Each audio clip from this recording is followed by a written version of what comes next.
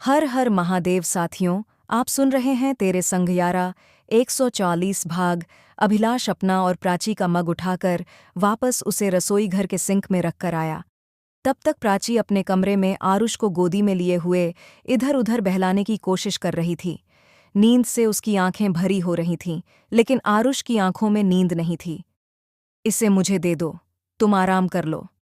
अभिलाष ने आरुष को लेने के लिए हाथ बढ़ाया। अरे नहीं, तुम 3 दिन के बाद घर आए हो तो नींद आ रही होगी। नहीं, मुझे नींद नहीं आ रही है। पर तुम इतने छोटे बच्चे को संभाल नहीं पाओगे, प्राची ने तेजी से कहा। अगर याद ना हो तो पिछले 3 दिन समय ही इसे संभाल रहा था, और मुझे इससे भी ज्यादा छोटे बच्चों को संभालने की आदत है। मुस्कान अधिकतर मेरे साथ ही रहती है, इसे मुझे दे दो। मुस्कान कौन? प्राची का सवाल अधूरा ही रह गया था, क्योंकि इसका जवाब अभी अभिलाष दे ही रहा था कि उसके बढ़े हुए हाथ को देखकर आरुष उसकी तरफ जाने के लिए जिद करने लगा। अभिलाष मुस्कुराया और 2 कदम आगे बढ़कर उसने उसको अपने गोद में ले लिया। अरे ऐसे कैसे? तुम्हें अभी ऑफिस का काम करना है। 3 दिन से ऑफिस का काम कर रहा हूं इसके साथ में। मुझे कोई दिक्कत नहीं होगी। तुम्हारा बैग मैं पता करता हूं कि कहाँ है। तुम अब आराम से सो जाओ। आरुष को प्राची के कमरे से लेकर अभिलाष अपने कमरे में लेकर चला आया, और आने के साथ उसने टीवी पर आरुष के लिए कार्टून लगा दिया, जो कि वो पिछले 2 दिनों से बड़ी खुशी देख रहा था। और आरुष उसमें मग्न हो गया तो अभिलाष ने अजीत को कॉल लगा दिया। यस सर, एक बैग तो मिला है, मैं इस बारे में आपसे कहने वाला ही था, अजीत तेजी से बोला। कब तक? सॉरी सर, मुझे आज ही पता चला है। मैडम ने अपने बदलने के लिए कपड़े मांगे थे तो मैं उनके लिए कपड़े मार्केट से मंगवा लिया। तो मुझे याद आया कि मैं अपने घर से बैग लेकर गई थी और मैडम भी वह बैग ढूंढ रही थी। तभी मैंने इसके बारे में पता लगवाया। मैम जिस ड्राइवर के साथ गई थी, ये बैग उसके घर में ही था, और उसकी बीवी ने खुद को बचाने के चक्कर में पुलिस वालों को यह बाग सौंप दिया है कि उन लोगों का मैम के साथ कोई रिश्ता नहीं। ऑफिसर ने बैग खोलकर देखा तो उसमें गहने, कपड़े, बच्चों का दूध का सामान वगैरह, उसकी दवाइयां वगैरह है। इस वक्त वह बैग कहाँ है? अभिलाष ने पूछा। यही तो प्रॉब्लम है सर, कि मैं उसको वहां से निकलवा नहीं सकता। उन लोगों ने जमा करवा दिया है। वह तो स्ट्रांग रूम में जमा है, अजीत ने बताया।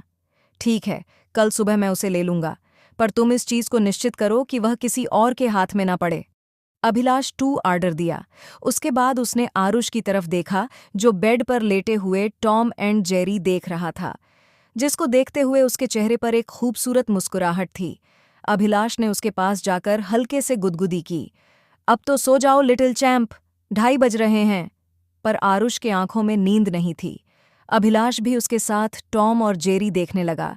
देखते देखते न जाने कब इन दोनों को नींद आ गई थी, एक सुकून भरी नींद। अगले दिन आरुष और प्राची को अपने साथ लेकर अभिलाष ऑफिस आया। प्राची का बैग वहीं पर था, जिसे उन लोगों को पाने में कोई दिक्कत नहीं आई। प्राची ने अपना बैग खोलकर देखा। उसे बैग को खोला तो गया था, लेकिन बच्चों के दूध, दवाइयां और कपड़े देखकर किसी ने बैग की अच्छे से तलाशी लेने की कोशिश नहीं की। प्राची ने अंदर के पैकेट से अपने गहने निकाले, जो कि उसने दूध के डब्बे में डालकर रखे थे, और उन गहनों के नीचे चिप और सीडी वगैरह रखी हुई थी। उन्हें निकालकर अभिलाष के हाथ में रख दिया। इतने सारे गहने लेकर तुम जा रही थी? डर नहीं लगा था? इन गहनों के लिए तुम पर अच्छी खासी FIR हो सकती थी, अभिलाष ने कुछ मजाकिया अंदाज में प्राची से पूछा। आसपास सभी ऑफिसर भी उसकी तरफ देख रहे थे, क्योंकि इन गहनों की कीमत फिलहाल में लाखों में थी, और अब जैसे हालात थे उसके हिसाब से यह सब कस्टम के घेरे में आ रहे थे। यह सब मेरे हैं, जो कि शादी के समय मुझे इंडिया में मिले थे। इन सब की रशीद और क्लियरेंस होगी, क्योंकि मैं इन्हें अपने साथ ही लेकर आई थी। मोहित ने पेपर बनवाया था, मुझे अच्छी तरह से याद है। पर अभी कहाँ है वह पेपर? मुझे नहीं पता। और रही बात इनका साथ लेकर जाने की, घर छोड़कर जा रही थी, इसलिए जरूरी थे। पता नहीं आगे कौन सी मुश्किल मेरे साथ आने वाली थी। साथ में एक छोटा बच्चा भी है। कैश मेरे पास होता नहीं था। बहुत मुश्किल से तो आरुष के जन्म के समय यह गहने मिले थे, इसलिए गहने रख लिए थे, ताकि इन्हें कैश में चेंज करके अपनी उपयोग में ला सकूं। इसके अलावा इन्हें घर से चोरी करके भागने का मेरा कोई इरादा नहीं था। अपनी और अपने बच्चे जान बचाकर ही मैं निकलने वाली थी। बस वही मेरे लिए काफी था, प्राची ने धीरे से कहा। मजाक कर रहा था यार, अभिलाष हल्के से मुस्कुरा दिया। पर इन गहनों को तुम्हें कस्टम वालों को देना पड़ेगा। अगर उनकी कोई क्लियरेंस कॉपी ऑनलाइन या ऑफलाइन क्लियर मिल जाएगी तो ये तुम्हें वापस मिल जाएंगे, वरना संभव नहीं है। अभिलाष ने कुछ सॉरी और रिक्वेस्ट वाली नज़रों से प्राची की तरफ देखा। उसे दिल में मलाल हो रहा था, अगर वह जनता की प्राची ने अपने बैग में इतने गहने रखे हैं तो वह बैग या तो अपने घर पर मंगवा लेता या फिर कम से कम इतालवी कस्टम ऑफिसर के सामने तो बिल्कुल नहीं खुलवाता। अब जैसे हालात थे उस हिसाब से इन सब को कस्टम वालों के हवाले ही करना था। अभिलाष की मजबूरी और प्रॉब्लम प्राची समझ रही थी। मुझे इन गहनों का कोई मोह नहीं है, मुझे बस सुरक्षित मेरे घर वापस भिजवा दीजिए, प्राची ने हाथ जोड़ते हुए कहा। अभिलाष ने सर हिला दिया। कस्टम ऑफिसर्स ने प्राची के हाथों से उसका बैग ले लिया था। कस्टम ऑफिसर की तरफ से यह चीज़ भी प्राची के फेवर में चली गई थी कि उसने बिना किसी हिलहुज्जत के सब कुछ जमा करवा दिया। अब कपड़े और दूध के बोतल भी उसकी जांच करने के बाद ही मिलने वाले थे। क्या पता इसमें उसने क्या छिपा रखा है। अपनी ज़रूरत की चीज़ लेकर अभिलाष कंप्यूटर रूम में आया। उसने प्राची से मिले हुए पेन ड्राइव को पहले अपने कंप्यूटर में लगाया। प्राची वहीं खड़ी आरुष को अपनी गोद में लेकर खड़ी थी। जैसे जैसे ड्राइव आगे चलने लगी, अभिलाष के साथ साथ वहां मौजूद ऑफिसर की भी आंखें हैरत से उलटने लगी थीं। इटली में इंटरनेशनल माफिया की जमाती हुई जड़ों को लेकर मोहित ने काफ़ी कुछ इकट्ठा करके रखा था। इन सब चीज़ों से अपने केस को मजबूत बनाने में उन्हें काफ़ी मदद मिली थी, और सबसे तो बड़ी बात यह थी कि जिन चीज़ों की जानकारी अभी तक पुलिस को नहीं हो पाई थी, वह चीज़ और वह प्रॉपर्टी की भी जानकारी मोहित ने इकट्ठी करके रखी थी। इसका मतलब साफ था कि मोहित ने अपना होमवर्क पूरा करके ही इंटरनेशनल माफिया का हाथ थामा था। उसे सब चीज़ों की जानकारी थी और वह जानते बुझते वोल्कानो के साथ था, यानी कि इस केस में वह निर्दोष तो बिल्कुल नहीं था। जबकि अब तक वह यही चिल्ला रहा था कि उसका इस केस से कुछ लेना देना नहीं, वह निर्दोष है। वह तो सिर्फ प्राची को जानता है, जिसकी वजह से वह पार्टी में मौजूद था, वरना वोल्कानो से उसका कोई लेना देना नहीं। यह सारे लैंडमार्क कर लो, जितनी जल्दी हो सके, हमें इन सब पर ताला लगाना है, अभिलाष ने अपने ऑफिसर से कहा। यस सर, सब कस्टम के अंदर चले जाएंगे। अभिलाष से कमांड से लेकर दूसरा ऑफिसर इन सारी अवैध गैर कानूनी संपत्तियों की लिस्ट बनाने लगा। गहनों का तो समझ में आया कि तुमने अपनी ज़रूरत के लिए लिए थे, पर यह सब चीज़ तुम क्यों अपने साथ लेकर निकली थी, और मोहित ने कैसे तुम पर भरोसा करके ये सब कुछ तुम्हें रखने को दिया था?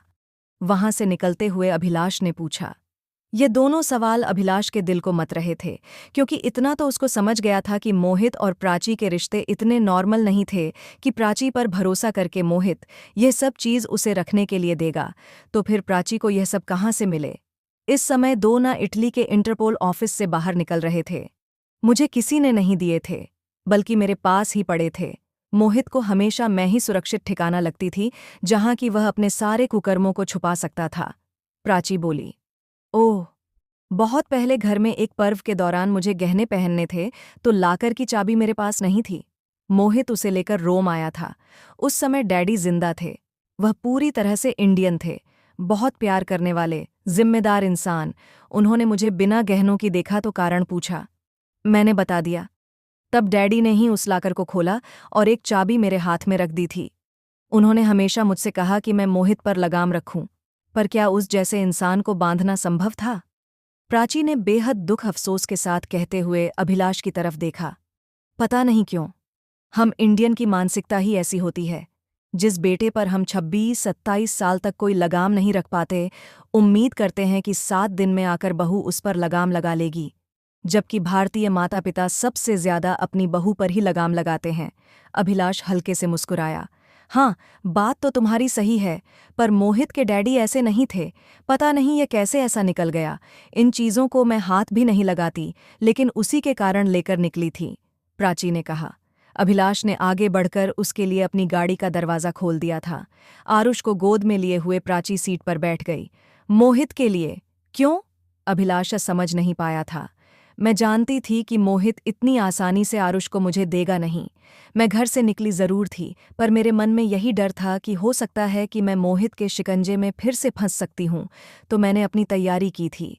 उस समय यही सारी चीज़ तो मोहित को ब्लैकमेल करने के काम में आते, और अगर मैं भागने के दौरान मर जाती या पकड़ी जाती फिर मेरे पास वहां से निकलने का कोई रास्ता नहीं बचता तो एक निश्चित टाइम के बाद मेरे फ़ोन से ऑटोमेटिक ये सब चीज़ पब्लिक हो जाती।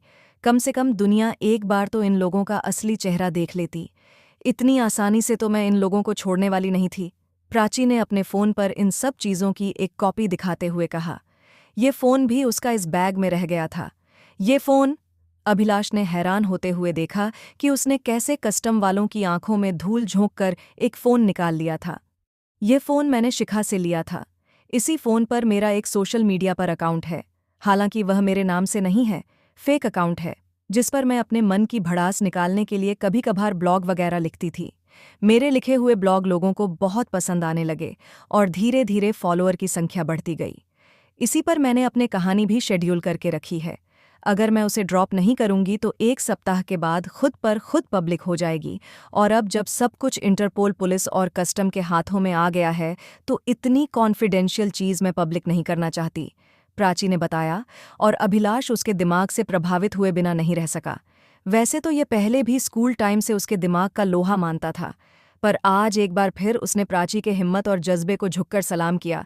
मुझे खुशी हुई कि शेरनी लड़ना नहीं भूली है। उसने इन सब चीज़ों को मेरी ही कमरे में, मेरी ही अलमारी में गहनों के साथ रखा था और उस पर ताला लगाकर चाबी अपने पास रखी थी। उसे पता नहीं था कि बहुत पहले ही डैड ने उसकी एक डुप्लीकेट चाबी मुझे दे दी थी। पूरे आत्मविश्वास के साथ मुस्कुराते हुए प्राची आगे बोली। प्राची से मिले सबूत के बाद तो अभिलाष और उसकी टीम का काम और भी आसान हो गया था। वह तेजी से अपने काम में लग गए थे। प्राची अभी अभिलाष के साथ उसके स्वीट में ही रह रही थी और अभिलाष बाहर का सारा काम निपटा रहा था। पर सबसे बड़ी प्रॉब्लम आरुष की कस्टडी की थी। उसके पास इटली की सिटीजनशिप थी और उसे इंडिया ले जाना इतना आसान नहीं था।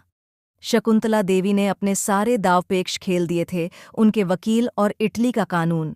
प्राची को बच्चों की कस्टडी देने को तैयार नहीं था और प्राची बिना उसके इंडिया जाने को तैयार नहीं थी।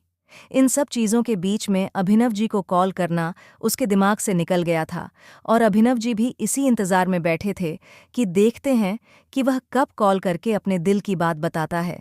जबकि प्रणव अपनी शादी की तैयारी में व्यस्त था, पर अभिलाष से उसकी बातें कभी फ़ोन पर तो कभी चैट पर हो रही थीं, जिससे उसे इस सारे मामले की जानकारी थी। प्रणव से शिखा की भी बात हुई थी, क्योंकि वह लोग एक क्लासमेट ग्रुप में जुड़े हुए थे। शिखा से सारी जानकारी मिलने के बाद ही प्रणव ने कॉल किया। अभिलाष ने उसे सारी बात सही सही बता दी। प्रणव ने भी प्राची से बात करके उसे हिम्मत बंधाई। जो काम पहले नहीं कर सका, तू अब कर ले। प्रणव ने मजाकिया अंदाज में अभिलाष से कहा, दोस्त कमीने होते हैं लेकिन इतने नहीं जितना कि तू है। क्या चाहता है तू फिर दूसरी बार रिजेक्शन झेलूं? अभिलाष ने तपे हुए अंदाज में पूछा। दे ले गाली, जितना मन करे उतना दे ले। तेरे साथ तो दोहरा रिश्ता है। सारे खुदा की खुदाई एक तरफ, बीवी का भाई एक तरफ।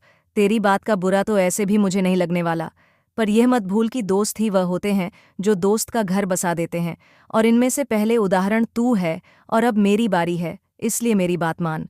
यार वह रिजेक्शन नहीं था, प्रणव ने गहरी सांस छोड़ते हुए कहा। तो फिर क्या था? अभिलाष ने पूछा। क्या प्रणव अभिलाष के दिमाग के तार खोल सकेगा?